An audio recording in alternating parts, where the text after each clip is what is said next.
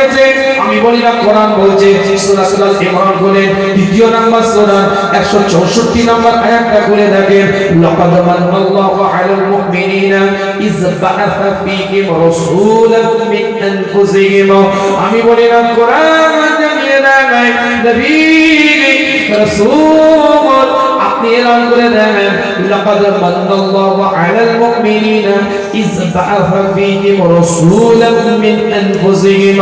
আল্লাহ পাক জানিয়ে দেয়, আমি আল্লাহ তোমাদের মধ্যে থেকে তোমাদেরকে একটা নবী দিয়েছি, রাসূল দিয়েছি, পয়গম্বর দিয়েছি। সেই নবীর কর্মটা কি হবে, কাজটা কি হবে, অ্যাক্টিভিটিসটা কি হবে, চিন্তাটা কি হবে, থিংকিংটা কি হবে, অ্যাম্বিশনটা কি হবে, টার্গেটটা কি? আল্লাহ জানিয়ে দিচ্ছে চারটে টার্গেটে তোমাদেরকে নবী দিলাম। সেই নবী তোমাদের সামনে ওয়ায়ুযাক্কিহিম ওয়া ইউআল্লিমুহুমুল কিতাবা ওয়া হিকমা। প্রথমে আল্লাহ কোরআনের মধ্যে জানিয়ে দেয় সেই নবী তোমাদের জন্য কোরআন তেলাওয়াত করে শুনিয়ে দেবে। بعث فيهم رسولا من أنفسهم يتلو عليهم آياته। তারপরে যে আয়াতগুলো নাযিল হয়েছে সেটা তেলাওয়াত করে শোনা, তার প্রথম কাজ। ওয়ায়ুযাক্কিহিম তাসকিয়া দিবে, ওয়ায়ুআল্লিমুহুমুল কিতাব কিতাব যেটা নাযিল হয়েছে সেটা সম্পর্কে জ্ঞান দিবে, ওয়াল হিকমা হিকমতের একটা দলিল আপনাদের খিদমতে মুফাসসির ইকরামরা বলছে খুব ভালো করে বুঝবেন। সূরাতুল ইনশিরাহ 94 নম্বর সূরা 1 নম্বর আয়াত, আলাম নাশরাহ লাকা সাদরাকা। নবী আপনার সিনাটাকে আমি আল্লাহ চওড়া করে দিলাম। মুফাসসিররা বলছে আমার রাসূলের সিনাটাকে আল্লাহ চওড়া করেছে ইলমের দ্বারাই। একটা মুফাসসিরদের কল বলছি কোনো বানোয়াটি কথা নয়, দলিল আপনাদের খিদমতে আপনাদের কাছে বলে দিয়ে যায়। আল্লাহ রাব্বুল আলামিনের পক্ষ থেকে জানিয়ে দেওয়া হয়েছে রাসূলের সিনাটাকে আমার আল্লাহ ইলমের দ্বারা চওড়া করে দিয়েছে। 1,23,999টা নবী রাসূল পয়গম্বর দুনিয়াতে এসেছে মতান্তরে 2,23,999টা নবী রাসূল পয়গম্বর দুনিয়ার মধ্যে এসেছে। আল্লাহ পাক জানিয়ে দেয় নবী সমস্ত নবী, সমস্ত রাসূল, সমস্ত পয়গম্বরদের ইলমগুলোকে যদি এক জায়গায় করে দেওয়া হয়, আপনার নবুয়তের 23 বছরের ইলমের 1 সেকেন্ডে ঘরে ঘরে সমস্ত নবীদের ইলম পৌঁছাতে পারবে না। নবীর ইলমটা কিসের ইলম ছিল? কোরআনের ইলম। ভালো করে বুঝবেন। কোন স্কুল, কলেজ, ইউনিভার্সিটি, কোন উচ্চ শিক্ষায় শিক্ষিত হওয়ার জন্য কোন ইউনিভার্সিটিতে অ্যাডমিট হয়নি, অ্যাডমিশন নেয়নি। কোরআনের রাসূলের ইলমটা হচ্ছে ওহী ইলম। ওহীর ইলমটা এত পাওয়ারফুল। সমস্ত নবীদের ইলমগুলো যদি এক জায়গায় করা হয়, নবী ঘরে ঘরে যেতে পারবে না। এটা বলে ইব্রাহিম আলাইহিস সালাম মাকামে ইব্রাহিমে দাঁড়িয়ে আছে। সূরাতুল আল ইমরান 3 নম্বর সূরা 97 নম্বর আয়াতের মধ্যে বলা হয়েছে ফিহি আয়াতুন। এটা আল্লাহর পক্ষ থেকে একটা নিদর্শন। সে মাকামে ইব্রাহিমে দাঁড়িয়ে আছে। আল্লাহ বলছে, ইব্রাহিম আমার কাবা বানালি, আমার কাবাটাকে তৈরি করলি, কি নিবি? কাবা তৈরি করার জন্য কি চাস তুই? কি লাগবে তোর? গুজরাটটা কি, পারিশ্রমিকটা কি, মজুরিটা কি? আল্লাহ লাগবে না। আল্লাহ বলে বারবার করে যখন বলতে থাকে ইব্রাহিম কাবা শরীফটাকে তুমি তৈরি করলে, ইন্না আউওয়ালা বাইতিন উদিয়া লিন-নাস লাল্লাযী বিবাক্কাতা মুবারাকান ওয়া হুদান লিল আলামিন। আমি বলি না, কোরআন জানিয়ে দেয় সূরাতুল ইমরান 3 নম্বর সূরা 96 নম্বর আয়াতে বলছে পৃথিবীর প্রথম ঘর যেটা মানুষের জন্য বরাদ্দ করা হয়েছে, লাল্লাযী বাক্কাতা, যেটা মক্কার মধ্যে অবস্থিত, মক্কার মধ্যে অবস্থিত, যেটা বালাদুল আমিনের মধ্যে অবস্থিত। যারা সেখানে যাবে তারাই মোবারক হয়ে যাবে হুদাল লিল আলামিন। আমার আল্লাহ এটা হেদায়েতের কারখানা করে দিয়েছে। এই মাকামে ইব্রাহিমের উপরে দাঁড়িয়ে আছে। আল্লাহ পাক বলতে থাকে, ইব্রাহিম কি নেবে, কি চাও তুমি, কি লাগবে তোমার, তোমার উজরাতটা কি দিতে হবে, পারিশ্রমিকটা কি দিতে হবে, কি নিতে চাও তুমি বলো। ইব্রাহিম বলে লাগবে না। আবার আল্লাহ বলে কি নিবে বলো, কি চাও তুমি বলো। বারবার যখন বলতে থাকে, আল্লাহর দিকে লক্ষ্য করে বলতে থাকে, আমার আল্লাহর দিকে, মাওলার দিকে তাকিয়ে ইব্রাহিম আলাইহিস সালাম মাকামে ইব্রাহিম তার মধ্যে দাঁড়িয়ে দুটো হাত তুলে একটা দোয়া করেছিল। আল্লাহ সেই দোয়াটাকে কোরআনে কোট করে দিলেন সূরা বাকারা 2 নম্বর সূরা 129 নম্বর আয়াতে। এত সুন্দর লেগেছে আমার আল্লাহ। আল্লাহর দিকে লক্ষ্য করে দুটো হাত তুলে আল্লাহর কাছে দোয়া চাইলেন, মাওলার কাছে দোয়া চাইলেন। লাগবে না, কিছু দিতে হবে না, কিন্তু যদি কিছু দিতে চান আপনি উজরাত হিসাবে, পারিশ্রমিক হিসাবে, রব্বানা ওয়াবআথ ফীহিম রাসূলা।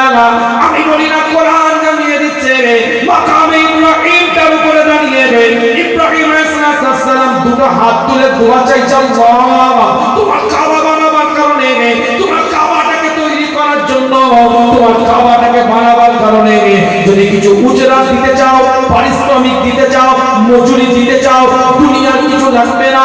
রব্বানা ওয়াবআথ ফীহিম রাসূলা। আমি বলি না কোরআন বলছে সূরা বাকারা 2 নম্বর আয়াতের 129 নম্বর আয়াতের তাফসীরটা খুলে দেখে নেন। ওই জায়গায় দাঁড়িয়ে আল্লাহর কাছে দোয়া চাইছে, আল্লাহ আখিরি জামানা যাকে নবী করে পাঠাবে, শেষ জামানা যাকে রাসূল করে পাঠাবে, খাতামান নবিয়্যিন করে যাকে পাঠাবে, ইমামুল মুরসালিন করে যাকে পাঠাবে, ইমামুল হুদা করে যাকে পাঠাবে, ইমামুল কিবলাতাইন করে যাকে পাঠাবে, হাবিব নবীব তাবিব সাহেবুল জুদ ওয়াল কারাম করে যাকে পাঠাবে, হে রব্বে আল্লাহ আখির জামানায় যাকে রাসূল নবী করে পাঠাবে, সেই নবীটাকে আমার নাসালে দিতে হবে, আমার রক্তে দিতে হবে, আমার বিলাদে দিতে হবে, আমার খানদানের মধ্যে তোমাকে দিতে হবে যদি মজুরি দিতে চাও।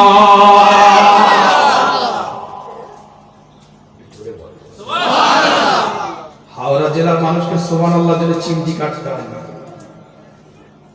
হাওড়া জেলার মানুষকে সুবহানাল্লাহর জন্য চিমটি কাটতে হয় না। অন্যান্য জেলার লোক কি এখানে ঢুকছে না? কথা বুঝতে পারেন? তেমনি জজবাই থাকে। আর যদি বলেন দোয়া করে দিতে, দোয়া করে দিতে, আমার খাটবো শোনানোর জন্য খাটবো। এতক্ষণ কথা বললাম, একটা ফালতু কথা বলেছি? রোবট, চাবি দেওয়া পুতুল, 50টা সেঞ্চুরি করেছে বিরাট কোহলি, তো কাউকে বলতে হয় না যে তোরা চেঁচা। 550টা 6 মারলো রোহিত শর্মা, তখন তো বলতে হয় না তোরা চেঁচা।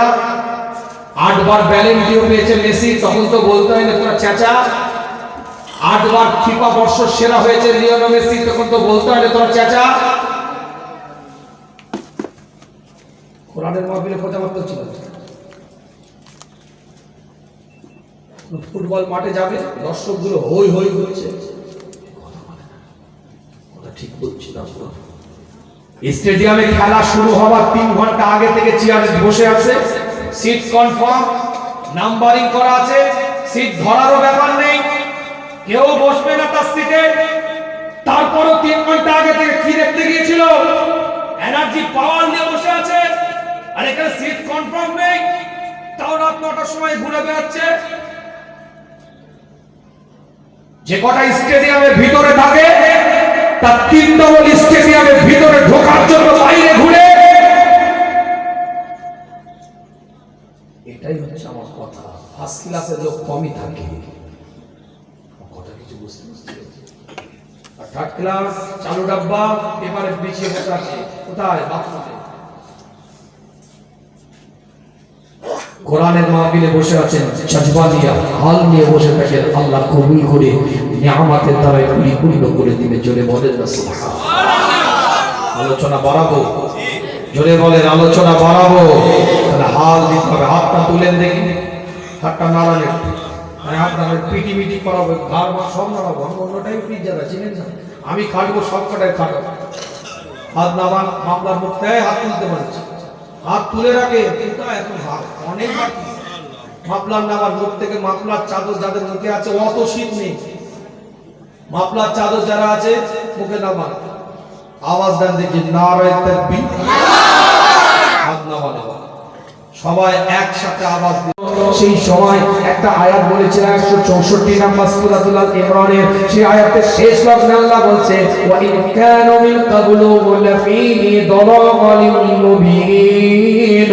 প্রকাশ্য পথভ্রষ্ট তার সময় রাসূলকে আল্লাহ পাক দুনিয়াতে পাঠিয়েছে অজ্ঞতার যুগে, মূর্খতার যুগে, ডার্কনেস টাইমে। সেই যুগে আল্লাহ নবী আল্লাহ রাসূল 40টা বছর মাথা উঁচু করে কাটিয়েছে। যে যুগের মধ্যে যেমন বর্তমানে বাড়িতে বাড়িতে চা হয়, বাড়িতে বাড়িতে শরবত হয়, বাড়িতে বাড়িতে লস্যি তৈরি হয়, ঠিক ওই রকম বাড়িতে বাড়িতে মদ্যপান করানো হতো, মদ খাওয়ানো হতো। মদ খেত একে অপরে, কোন রকম রেস্ট্রিকশন ছিল না, কোন রকম বাধা বিপত্তি ছিল না। সেই যুগে আমার রাসূল 40 বছর কাটিয়েছে। যে যুগে মানুষ পানি কম খেত, মদ বেশি খেত, কিন্তু আমার আল্লাহ বলছে সাতরাকুল ইসলাম, নবী আপনার সিনাটাকে আমি ইসলামের জন্য চওড়া করে রাখবো। ফামাই ইউরিদুল্লাহ আইয়াহদিয়াহু, হেদায়েতের উপরে আমি আল্লাহ রাখবো, এটা আমার ইরাদা, এটা ইচ্ছা। রাসূল মুস্তাফাকে 40 বছর নবুয়তের পূর্বে একদিনের জন্য, 1 ঘন্টার জন্য, 1 সেকেন্ডের জন্য একটা মদের বোতলের হাত আমার রাসূল দেন না।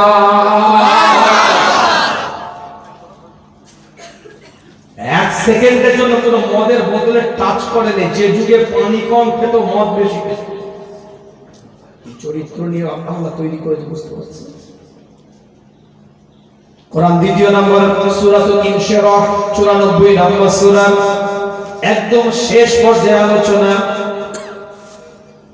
2 নম্বর আয়াতের মধ্যে আল্লাহ বলছে ওয়াদা'না আনকা বিদরাক আল্লাযী আনকাযা যাহরাক। রাসূল হুজুর, তোমার নবী আল্লাহ জানিয়ে দেন আমি আল্লাহ আপনার উপর থেকে বোঝাটাকে হালকা করে দিলাম। তাফসীর খুলেন, আমি তো বেশি ডিপে যেতে পারছি না। একটা আয়াতের উপরে 7 থেকে 8টা কোরআন বলতে পারা যায়, তবে একটা জায়গায় আসবে। আগের আয়াতে আমি 6টা কোরআনের আয়াত বলেছি, 2টো হাদিস বলেছি। আল্লাহ নবী আল্লাহ রাসূলের উপরে কোরআনটাকে আল্লাহ নাযিল করে দেয়, রাসূল আমি আল্লাহ আপনার উপর থেকে বোঝাটাকে হালকা করে দিলাম। কি এমন বোঝা ছিল যেটা আল্লাহ হালকা করলেন, আবার কোরআনের মধ্যে ডিক্লেয়ার করলেন? তাফসীর করে দেখেন কি বোঝা। মুফাসসিররা বলে, খুব শর্টকাট বলছি, মুফাসসিররা বলে 1 নাম্বার আমার রাসূলের উপর থেকে আল্লাহ বোঝা হালকা করছে। নবী রাসূল 40 বছর নবুয়তের পূর্বে আপনি যে সময়টা কাটিয়েছেন, হয়তো আপনার অনুশোচনা হতে পারে, ঠিকমতো ইবাদত করতে পারি নাই, ঠিকমতো উপাসনা করতে পারি নাই, রব যেভাবে খুশি হবে সেইভাবে করতে পারি নাই। আপনি নবুয়তের পরে 23 বছরের সাথে 40 বছরের মিলাতে পারেন, কিন্তু রাসূল আপনি অনুশোচনা করবেন না। আপনার 23 বছরের নবুয়তের যে ইবাদত আপনি করেছেন, একটা মানুষ দুনিয়া থেকে, সৃষ্টি থেকে নিয়ে কিয়ামত পর্যন্ত যদি হায়াত পায়, হায়াত পেত, এবং সেই মানুষটা যদি সিজদার মধ্যে পড়ে থাকতো, তাকে আমি আল্লাহ যে সওয়াব দিতাম, আপনার 23 বছরের নবুয়তের 1 সেকেন্ডের ইবাদতের ধারে ধারে যেতে পারত না। আপনার কর্মকাণ্ড 23 বছরে আপনি যা করেছেন অনুশোচনা করার কিছু নেই, ওতে আলা হয়ে গেছে। আরো ব্যাখ্যা আছে, আমি দিকে যাবো না, একটা ছোট্ট কথা বললাম। 2 নাম্বার মুফাসসিররা বলছে কি বোঝা আল্লাহ হালকা করে দিলেন। বান্দা গুনাহ করবে, খাতা করবে, বাজে কাজ করবে, নোংরা কাজ করবে, আমি বলি না, কোরআন বলছে তুবু ইলাল্লাহ তাওবাতান নাসুহা। বান্দা গুনাহ করার পরে রবের দিকে ফিরে আসবে, এটাই বান্দার নেচার, আর রব তাকে maaf করে দিবে, এটা রবের বৈশিষ্ট্য। বান্দা খাতা করবে, পাপ করবে, বাজে কাজ করবে, নোংরা কাজ করবে, ওয়াসারি আরে আপনারা নয়, তারাই চিন্তা। বসে আছে হিজরুল উম্মাহ আব্দুল্লাহ ইবনে আব্বাস, কোনো চিন্তা ছাড়া আমিরুল মুমিনিন হযরত মুআবিয়া রাদিয়াল্লাহু তাআলা আনহুর দিকে লক্ষ্য করে বলে, তৃতীয় নম্বর হচ্ছে হযরত মুসা আলাইহিস সালামের লাঠি। কোরআন বলতে আরম্ভ করে দিয়েছে, এই ব্যাখ্যায় যাচ্ছি না, খাতা খুলছে চাচাজি, মানে বান্ডিল বের করতে হবে। তৃতীয় নাম্বার হচ্ছে মুসা আলাইহিস সালামের লাঠি। ওই লাঠিটা যখন ছেড়ে দেওয়া হতো সাপ হয়ে যেত, আবার স্পষ্ট করলে লাঠিতে পরিণত হয়ে যেত। আল্লাহর হুকুমে তার মধ্যে আত্মা ছিল, কিন্তু কোন মায়ের পেটের মধ্যে ছিল না। তৃতীয় নম্বর প্রশ্ন করেছে, কিতাবের রিওয়ায়াতের মধ্যে পাওয়া যায়, ভানুয়াটি আলোচনা আপনাদের খেদমতে নয়। আল্লাহর কাছে সব থেকে মর্যাদাবান নারী পুরুষের নাম কি? এখানে যেটা আছে সেটা বলছি, এক এক জায়গায় এক এক রকম থাকতে পারে। বিভিন্ন হাদিস বিভিন্ন ভাবে এসেছে। যেমন আমার রাসূলের দরবারে কাউকে কেউ এসে প্রশ্ন করেছে, ইয়া রাসূলুল্লাহ, ইসলামের মধ্যে সব থেকে উৎকৃষ্ট কাজ কোনটা? হুজুর বলেছে, চেনা অচেনাকে দেখে সালাম দেওয়া, আর যারা অকাজ আছে সে খানা খেতে দিবে। আবার এমন হাদিস আছে রাসূল বলেছে জিহাদ, আবার এমন হাদিস আছে হুজুর বলেছে সালাত, আবার এমন আছে হুজুর বলেছে অপরের উপকারের জন্য এগিয়ে যাওয়া। এখানে যে হাদিসে যেটা আছে সেটা বলি, ইসলামের মধ্যে সব থেকে মর্যাদাবান নারী পুরুষ হচ্ছে হযরত আদম, হযরত হাওয়া আলাইহিস সালাম। চতুর্থ প্রশ্ন করেছে, এমন একটা কবরের নাম বলুন তার ভিতরে থাকা ব্যক্তিকে নিয়ে চলাফেরা করেছে কবর। সবাই চিন্তিত, কবরটা এক জায়গা থেকে চলাফেরা করে কি করে? হযরত আব্দুল্লাহ ইবনে আব্বাস কোন ফিকির ছাড়া, কোন চিন্তা ছাড়া কোরআন বলতে শুরু করে দিয়েছে, লা ইলাহা ইল্লা আনতা সুবহানাকা ইন্নী কুনতু মিনাজ জালিমিন। হযরত ইউনূস আলাইহিস সালাম মাছের পেটের মধ্যে, তার জন্য ওরা কবর মাছটাকে নিয়ে চলাফেরা করেছে। এখানে আল্লাহর পক্ষ থেকে চলাফেরা করা ব্যক্তিকে নিয়ে কবর। পঞ্চম প্রশ্ন করা হয়েছে, আমি বলি না কিতাব বলে, এক একটা দলিল নিয়ে আপনাদের খেদমতে এমন একটা জায়গার নাম বলুন যেখানে সূর্যের আলো একবার পড়েছে। এমন ব্ল্যাক হোলে অনেক জায়গা আছে যেখানে সূর্যের আলো জীবনে যায়নি। 3 দিন আপনাদের রোদ না উঠলে আমাদের বলি শস্য প্রবাহ চলছে, রোদ নেই কি ঠান্ডা বলি না। কত লোক আবার ড্রাই গোসল করে, পানি শুধু উপর দিয়ে চলে যাচ্ছে। এখন তাও গিজার বেরিয়ে কিছু নামছে মাঠের ময়দানে, সুইচ দিয়ে দিচ্ছে, মিক্সচার মেশিন দুদিকে আছে, একদিকে গরম একদিকে ঠান্ডা। তাও কিছু মাঠে নামছে, আরো নামতো। কথা ঠিক চলছে না। প্রশ্ন করা হয়েছে আমিরুল মুমিনিন হযরত মুআবিয়া রাদিয়াল্লাহু তাআলা আনহুকে যে এক জায়গায় এমন একটা জায়গার নাম বলো যে জায়গায় একবারই সূর্যের আলো গেছে আর কোনোদিন যায় নাই, আর কিয়ামত পর্যন্ত যাবেও না। হযরত আব্দুল্লাহ ইবনে আব্বাস আয়াত বলতে শুরু করে দিয়েছে। ছোট্ট করে বলি, না বাংলাতে আলোচনা না হয়, হযরত আব্দুল্লাহ ইবনে আব্বাস বলে হযরত মুসার সামনে নির্মাণ যে ওই লাঠিটা যার আত্মা আছে কিন্তু কোন মায়ের পেটে ছিল না, সেই লাঠিটা দিয়ে আল্লাহ বলে, আল্লাহর হুকুমে আঘাত করো মুসা। আঘাত করার সঙ্গে সঙ্গে রবের পক্ষ থেকে 12টা রাস্তা হয়ে গিয়েছিল। কোরআন সাক্ষী দিচ্ছে ওই 12টা রাস্তাতে আলো পড়েছে, রোদ পড়েছে, সূর্য পড়েছে। মুসা নবী পার করে চলে গিয়েছে। পিছন দিক থেকে যখন এসেছে ওই ফিরআউনের লশকর আল্লাহ পানি দিয়ে আবার ভর্তি করে দিয়েছে। কিয়ামত পর্যন্ত আর ওই জায়গায় কোনো সূর্যের আলো পড়বে না। প্রশ্ন করেছে কাউস কুজা কাকে বলে? ষষ্ঠ প্রশ্ন, কাউস কুজা কাকে বলে? চিৎকার দিয়ে আব্দুল্লাহ ইবনে আব্বাস রাদিয়াল্লাহু তাআলা বলে, আসমানের উপরে যে 7টা রং হয়, রং ধনু, এই যে রং হয় এটাকে কোরআনের ভাষায় কাউস কুজা বলা হয়। শরিয়াতের ভাষায় কাউস কোজা বলা হয়। সপ্তম প্রশ্ন করেছে মাজরাবা কি?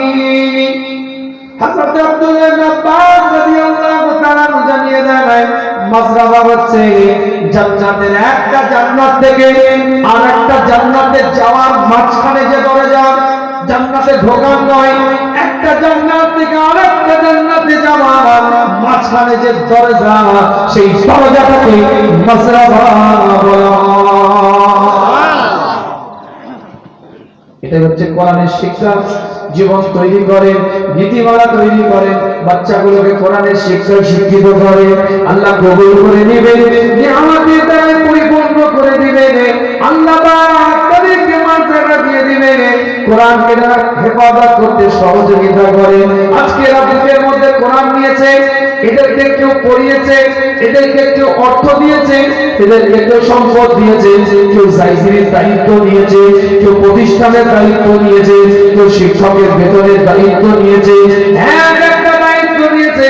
আমি কোরআন দিয়ে বলে দিই আপনাদের, পরিষ্কার রাসূলের হাদিস দ্বারা প্রমাণিত, এরা কিয়ামত পর্যন্ত যদি আল্লাহ হায়াত দেয়, যতদিন বেঁচে থাকবে বুকের মধ্যে কোরআনটাকে নিয়ে বেঁচে থাকবে, যেখানে গিয়ে আলিফ বলে আওয়াজটা দিবে, যেখানে গিয়ে বা বলে আওয়াজটা দিবে, যেখানে আলিফ বেতেছে পড়বে, যেখানে আলিফ বা তাসা পড়বে, খোদার কসম করে বলে জানায় একটা হুরুফের সওয়াব আমার আল্লাহ যারা এখানে খিদমত করেছে সবারই নামায় আমলের মধ্যে আমার আল্লাহ পাক লিখে দিবে।